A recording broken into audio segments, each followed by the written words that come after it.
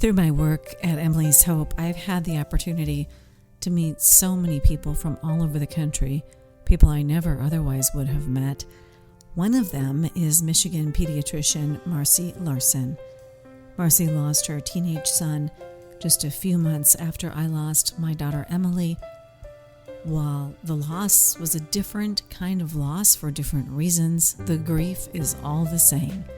Marcy and I had an amazing conversation about our efforts to put purpose to our pain and to help ourselves and others heal in the process. Thanks for listening. Sadly, just a couple of years ago, Marcy lost her 14-year-old son, Andy. And much like me, we have reacted to this tragedy in very similar ways of losing our children.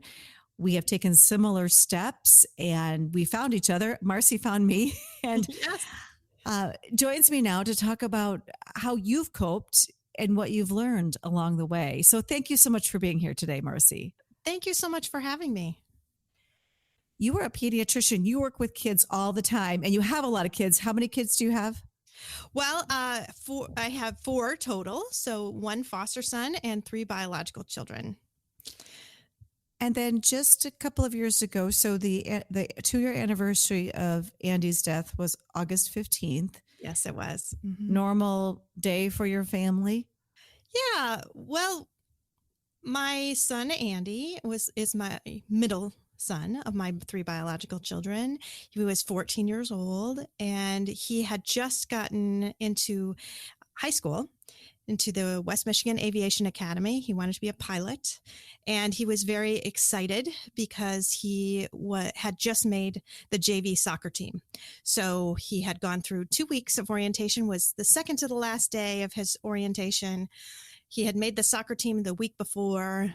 The day before he died, he was named a starter on the soccer team. So he was flying high. He got his uniform. I came home and he had his uniform on. I took pictures of him in his soccer uniform. He was so excited. And he really was just kind of at a peak. Andy had always kind of struggled. He'd had some issues with anxiety and just not being confident. He was super, super tiny. I mean, he was not even 4'10" when he died, even though he was in high school and was barely 80 pounds. So he was a little guy. So was never really the best on any sports team. So to have him be a starter was amazing and honestly almost miraculous, because I remember him being named a starter and he came home and he said, I've had the best 2 weeks of practice I've ever had in my whole life. And I'm making all these goals with my left foot. And they named him a left starting striker because of that left foot. And I was thinking to myself, oh, once the coach figures out this is just a fluke, I don't know that you're going to be a starter for long, buddy. But anyway, he was just so happy. And so that night we were on our way to a baseball game. Because my office had an annual kind of party that they would do for all the staff. And we rented a deck for a minor league baseball stadium. And we were on our way driving there. And we were rear-ended by a woman that was going highway speed. She was very clearly distracted because we were in a construction zone and in an exit lane and just crawling down the road, and she just hit us. Andy ended up being killed instantly. So awful, obviously. Yeah. We were all there, and my husband tried to resuscitate him, and I lost consciousness for a period of time. My son Peter was in the car as well. It was just the younger boys because the older 2 were busy doing other things, but and your son, Peter, was he hurt at all? Well, Peter and I both had concussions. He and I both lost consciousness for a while. He regained consciousness very quickly, which we didn't realize right away. He regained consciousness when Eric was still pulling Andy out of the car. My husband's an anesthesiologist, so my husband tried desperately to resuscitate him. Well, if anybody would know what to do, it would be you and your husband, right? Yeah. So, well, and he said in his mind, he really had no doubt he would be able to save him, right? Because that's what he does. And he just didn't think there was any way Andy would die. And he was there and he was, bleeding and it was bad. But he kept thinking, I just need to get in an IV. If I can get in an IV and I can get in volume, and if I can do this and if I can do that, and kept asking, firefighters as they came and paramedics as they came for supplies. And, anyway, at some point in time, the paramedics asked to take over. I think they were realizing just how futile things were. And by that time I had regained consciousness and, was screaming, and, it was quite a sight. I mean, I think there were 6 ambulances there and 3 fire trucks. And I mean, our van was destroyed. It's honestly more miraculous that only one person died than just given the fact that how bad the accident was. Wow. Oh, it is amazing that you're here. It's so, what a horrific scene. We lost children to different causes. I had 7 more years, with my daughter than you had with your son. And I'm so grateful for every year I had with her. And I wish you would have had more than 14 years. I was there, the time that she died or right after she had died. And I feel so traumatized by that, the flashbacks. And so I wanted to, we share this loss, and the loss of a child is the loss of a child. I don't care how they died. Yes. But also you and I share the trauma of being there. Yes. I think, does that, for me, I've been struggling with this a lot lately. It's different. I think we go through different phases, different emotions at different times. But lately, sometimes I'll just have flashbacks to that day and I just can't get it out of my head, especially her dead body. That was just so horrific. And right. Do you believe that I believe it's trauma to the brain, and you're a doctor, so you probably know more about it than even me. How have you dealt with that trauma? Yeah, I ended up going into counseling, and had some specific therapy done, some EMDR therapy to try to help with this post-traumatic stress disorder, which I definitely suffered from significantly. I mean, it was one of the hardest things I've ever done is just to even get back in a car again, because just getting into a car, it just brought me there. Right. It just, and when I think about it, I'm there. I am sitting in the grass. I feel the grass. I hear the traffic going by on the freeway. All of the senses just seem to come up, right? I can feel and hear and sense everything. I remember specifically looking over my right shoulder and seeing them doing CPR on Andy, seeing a needle coming out of his chest, seeing his body jump up and down with each compression. I mean, those are visions that stay with me forever. And for a long time, just closing my eyes, I would see that. So did the therapy help, and how does that work? Tell me a little bit about it. I know I've heard of it before. Yeah. So EMDR therapy, I honestly really hated going through it because it's a painful process to do, at least it was for me, because the therapist brings you there.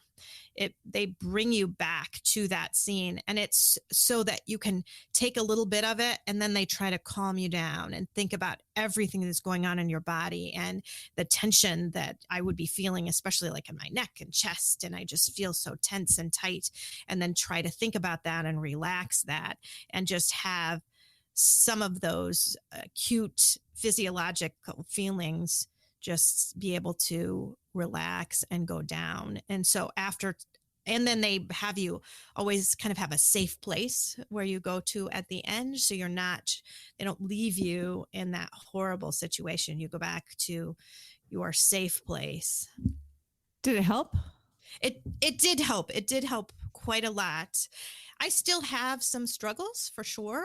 A few months ago, we had to do CPR training for my office. And I just walked in the room and I looked at the firefighter that was going to do our training. And I looked at the dummies that we were supposed to do chest compressions on. And I was there. I was there on the side of the road and not seeing the dummy, but seeing them do CPR on my son. And I mean, I was like, this is not happening. I cannot do this. So I ended up having to leave, and we have determined that I will be the only physician at our office that is no longer officially CPR certified, because Well, I for just can't now. do that. Yeah, Yes, for I now. just can't do that for now. Yeah. No. And I just think that's one thing that as a grieving mom, probably that I struggle the most with is that you work in a medical field, which can be very high stress. I work in high stress TV broadcasting, which is our constant deadlines day after day after day. And I don't think I handle stress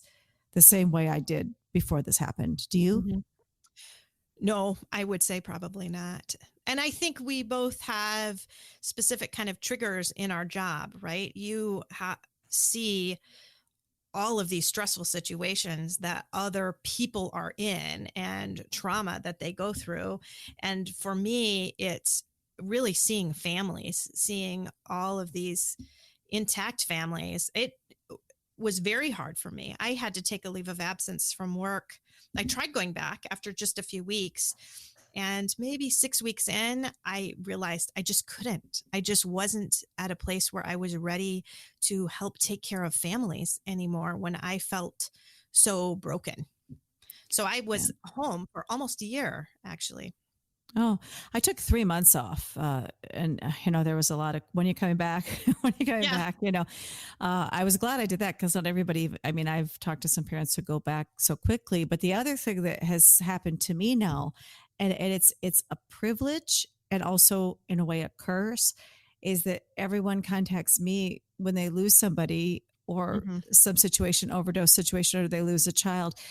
Just recently, I did a story with two families whose sons bought 3 pills illegally, snorted them, and died from fentanyl poisoning. So Oh, it's really hard for me to be back in there with those families, interviewing them about the grief, but yet they trust me with their story because I've been through it. So it's just hmm. such a strange place to be. Hmm. And that's where I've kind of put myself to. Although I have found it very, very helpful in my healing, actually, to be able to give other parents a voice, to be able to tell their stories. It really was only after I was doing my podcast that I was able to go back to work, because I was able to give my grief a place to go. That my podcast has turned into just a little bit of purpose. It's something that Andy and I do together. We do this podcast together. We hear about other family stories and other kids and just other people in their healing process. And it has brought me so much healing. So I really do love to listen to people's stories.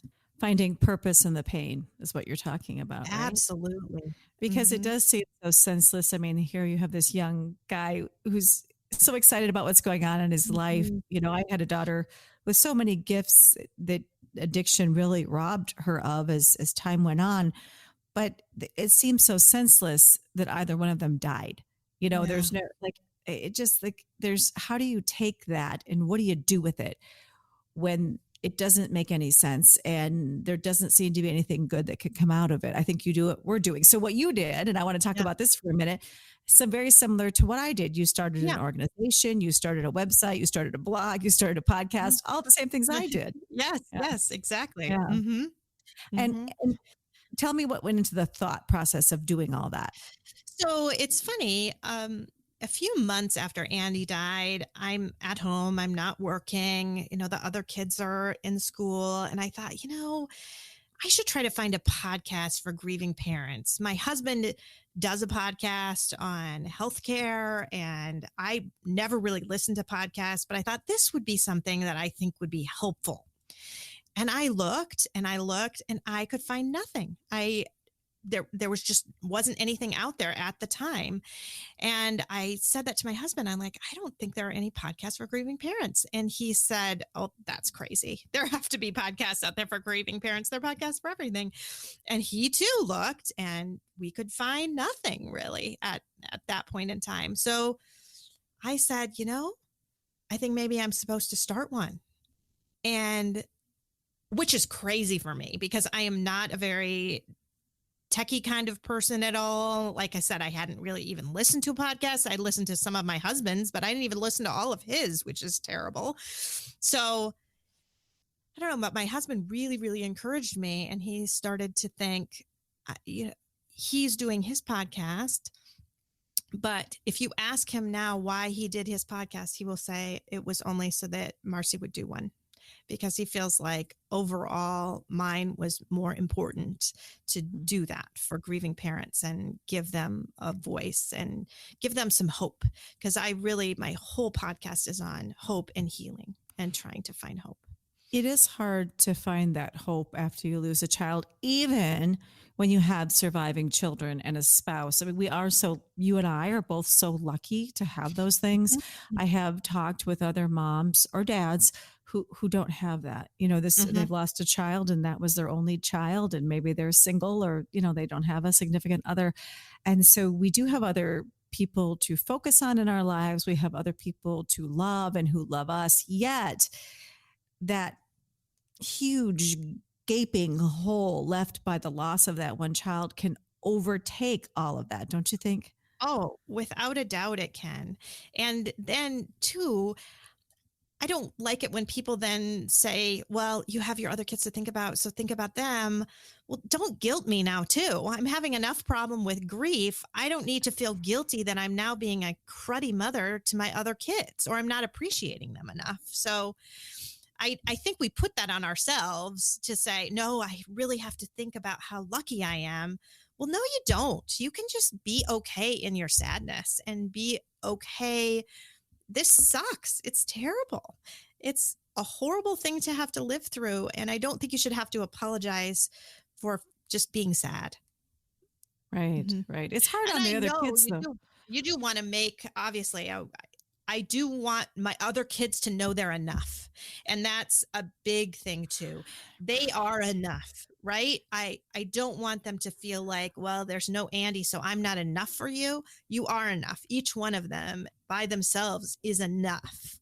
That's hard to do. I think it's very hard on the siblings when they see you suffering, when they see your grief and your pain. And as a pediatrician, I'm sure you understand this better than I do, but the sort of the after effect on the siblings, not only the loss of their brother, or in my case, their sister, but also that they know that there's nothing they can really do to take away that grief. Mhm. That it's always kind of there, right?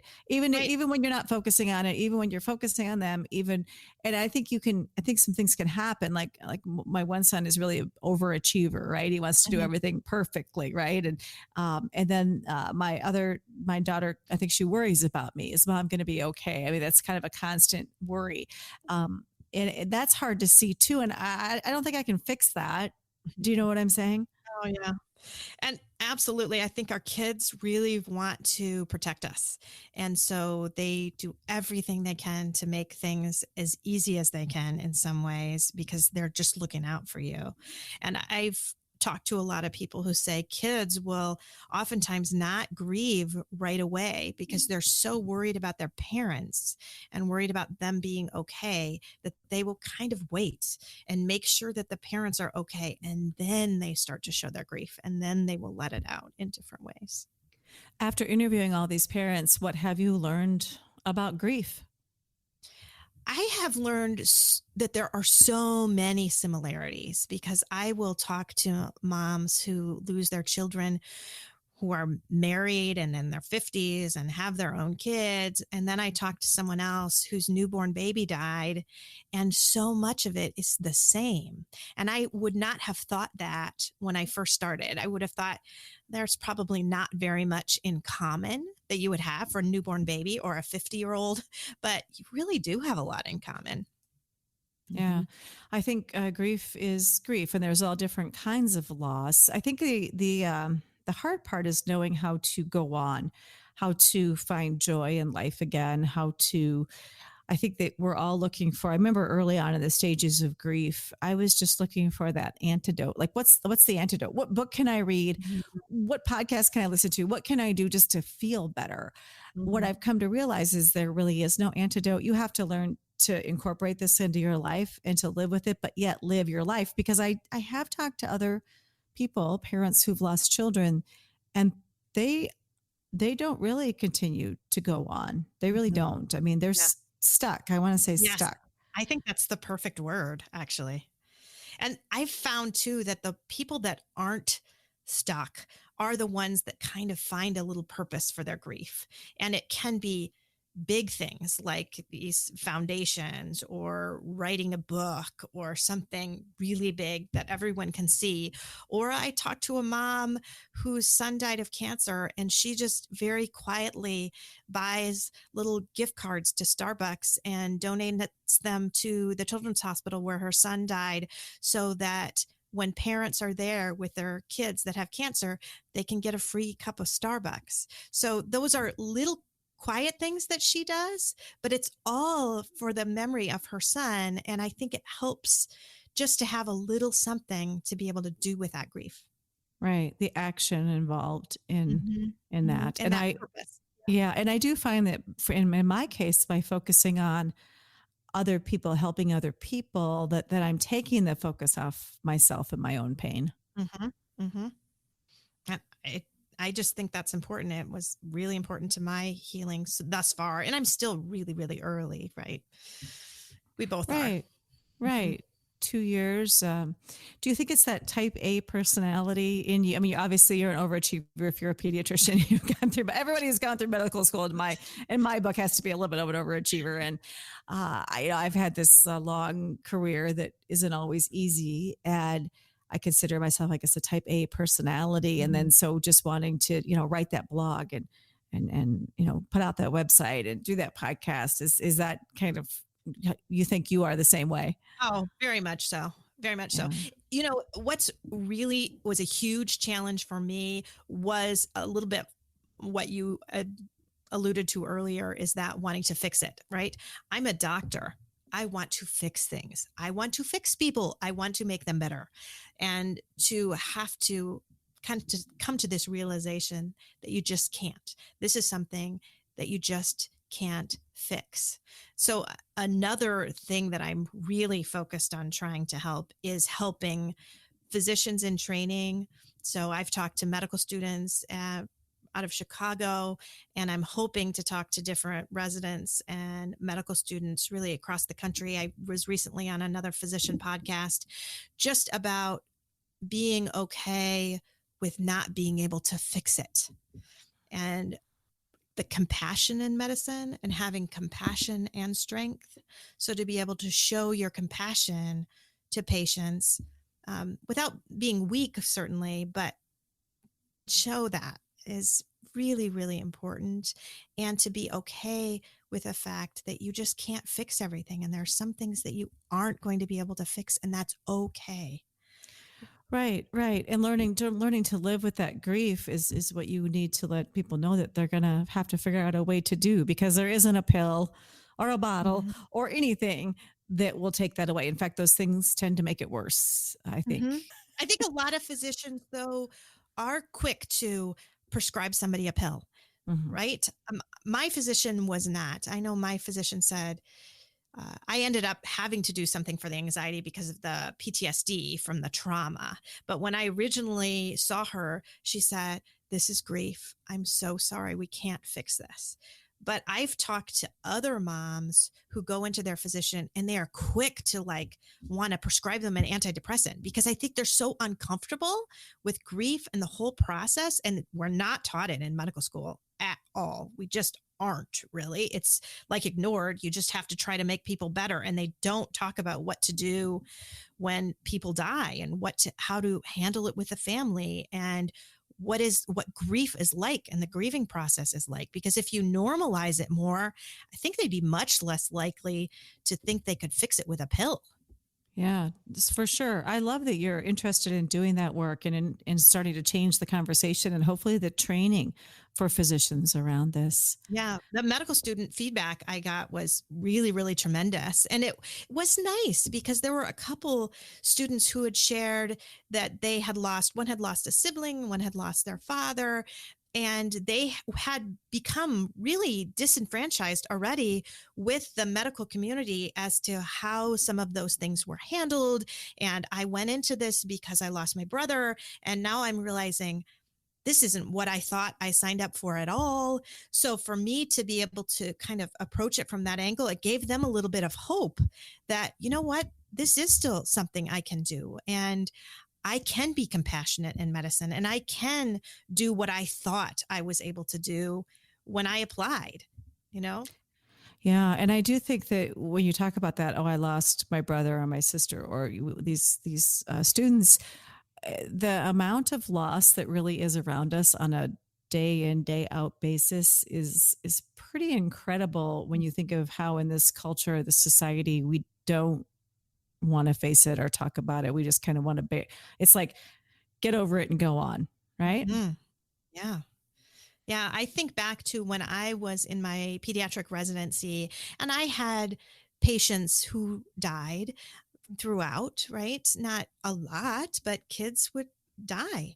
And that was hard. And I remember one patient in particular who had been in our Pete's ICU for almost a year. And I knew the family really well. Like I would be on call every third night for several of the months. And I would sit and talk with the mom or the dad. And we just got to be kind of friends.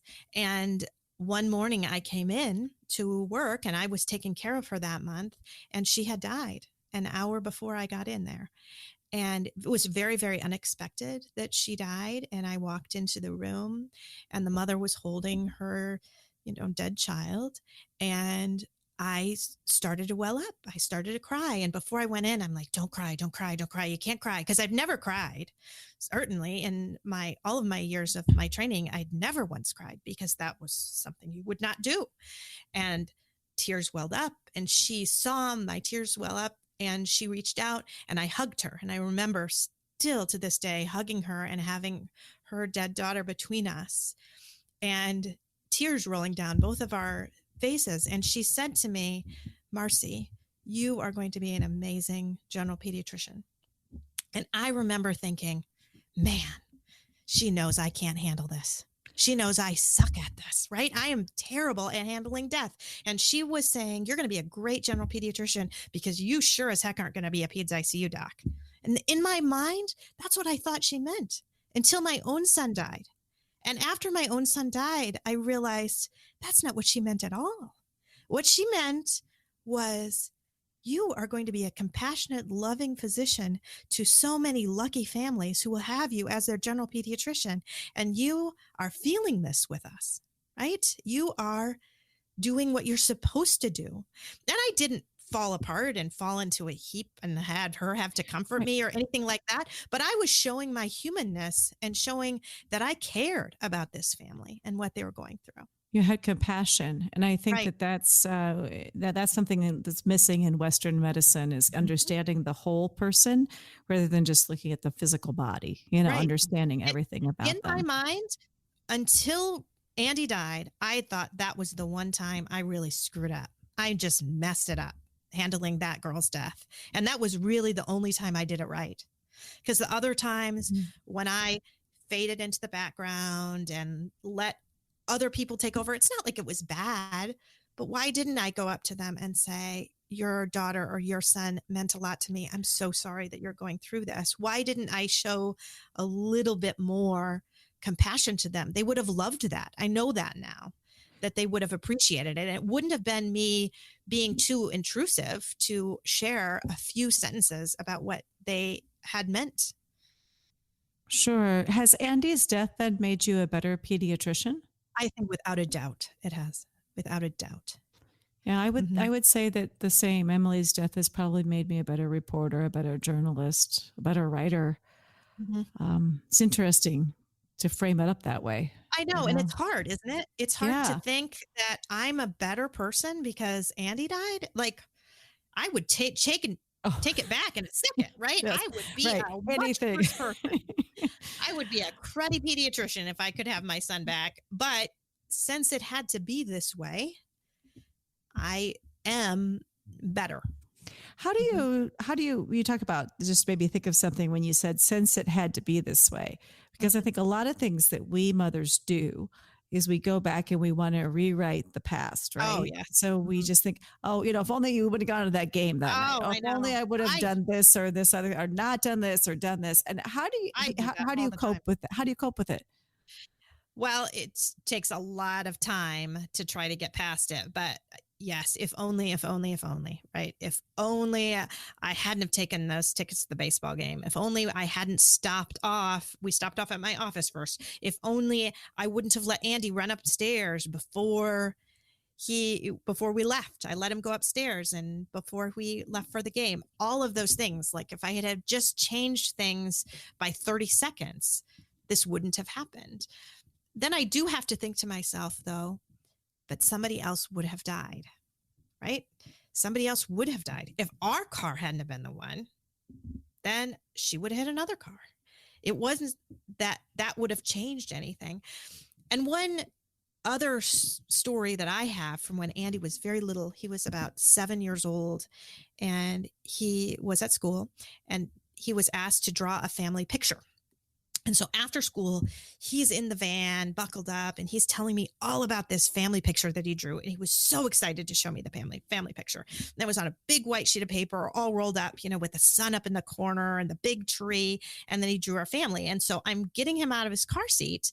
I open up the van door and I'm still unbuckling him. And he's so excited to show me the picture. He unrolls it, shows me the picture. And I look at it, and there are four people in the picture. This is before we had my foster son, Valeriano. So there are four people in the picture. And I said, Andy, why are there four people in the picture? There are five people in our family. And I said, who's in the picture? And he said, oh, that's you and Dad and Peter and Katie. And I said, where are you? And he said, oh, Mommy, I'm in heaven. I'm not going to grow up all the way. Wow. That's from 7 years old. And he was so matter of fact about it. And it seemed so true that in my mind, I just cried out, no, God, no, God, no, God, right? Because I'm thinking to myself, he seems really sure that this is going to happen. And I cannot even handle this. I mean, I threw away that picture fairly quickly. I told my friends about it. I told my husband about it. The night Andy died, we both turned to each other and said, remember the picture. Because at least at that moment, when he was 7 years old, he knew. He knew he was going to die, and he was totally fine with it. He was not Wow. in the least upset. It was just like, I'm going to be in heaven. You guys are going to be here. And he's happy about it. That gave me the chills. That story just gave me the chills. Emily was a very insightful child as well.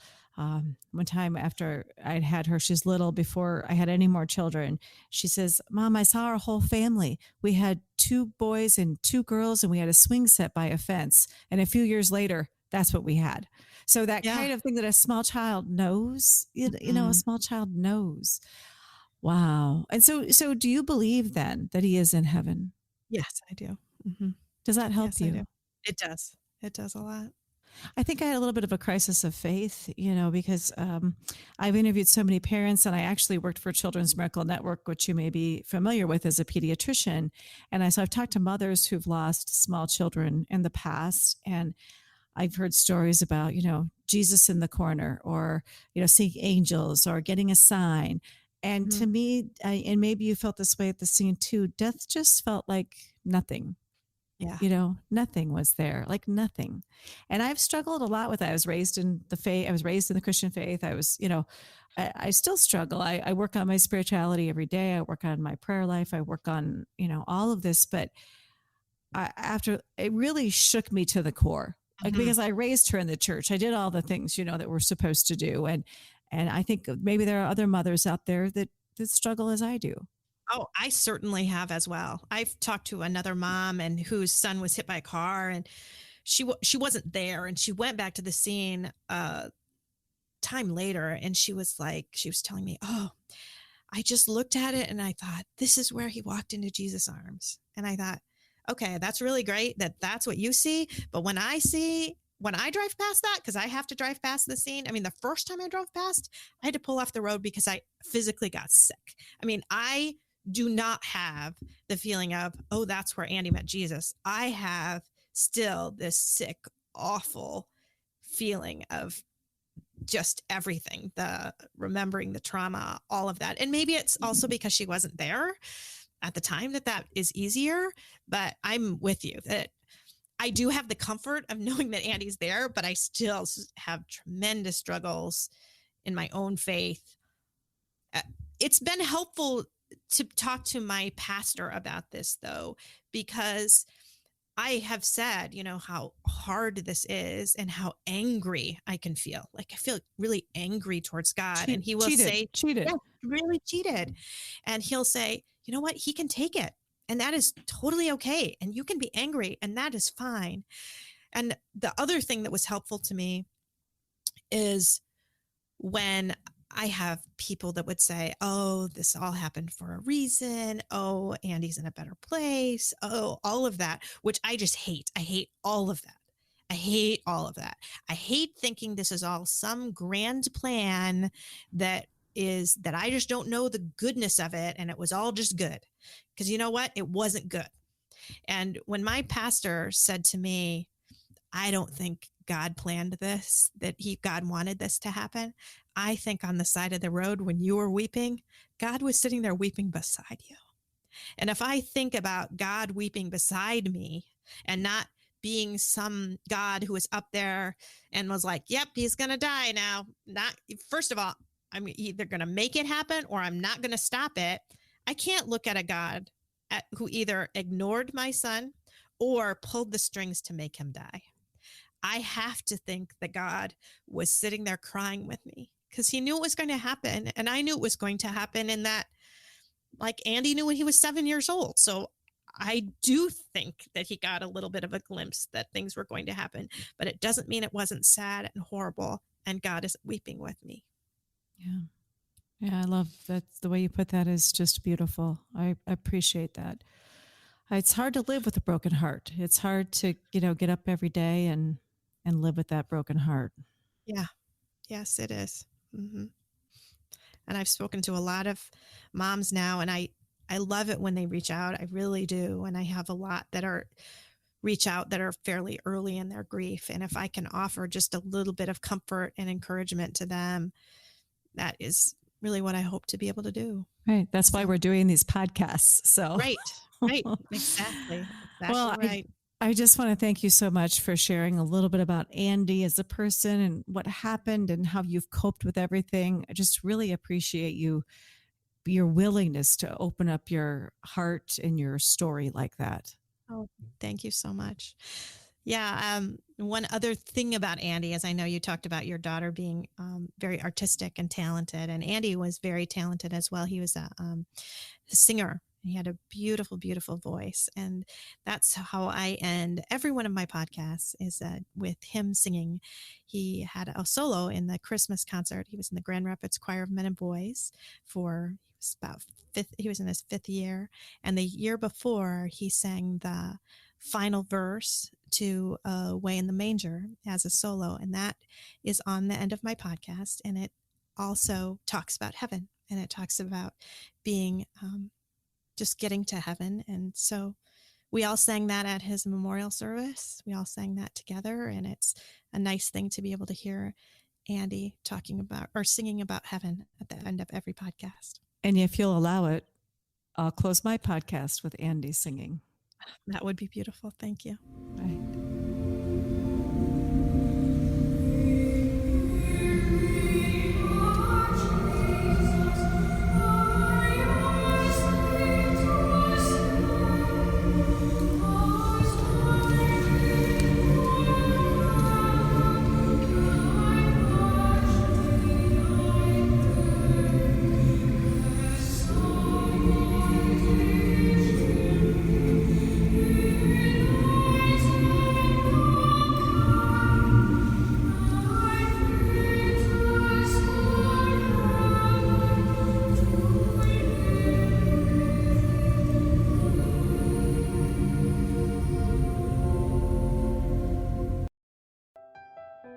thank you for joining us. For resources for families and how to get help, just go to Emily's Hope at paintingapathttorecovery.org. If you found this podcast helpful, please consider giving us a positive review. Thank you.